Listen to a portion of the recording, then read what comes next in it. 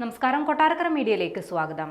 നിലമ്പൂർ മണ്ഡലത്തിലെ LDF സ്ഥാനാർത്ഥിയായ M Swaraj നാളെ നാമനിർദ്ദേശ പത്രിക സമർപ്പിക്കും.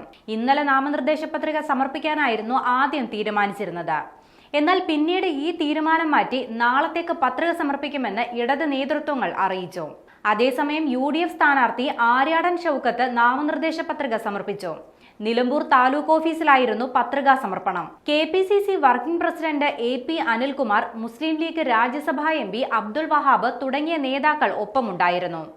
അതേസമയം നിലമ്പൂരിൽ തിരഞ്ഞെടുപ്പ് പ്രചാരണങ്ങൾ പൊടിപൊടിക്കുകയാണ്. ഇരു മുന്നണികളും ഇഞ്ചോടിഞ്ച് പോരാട്ടം കാഴ്ചവെക്കാനുള്ള തയ്യാറെടുപ്പുകൾ തുടരുകയാണ്.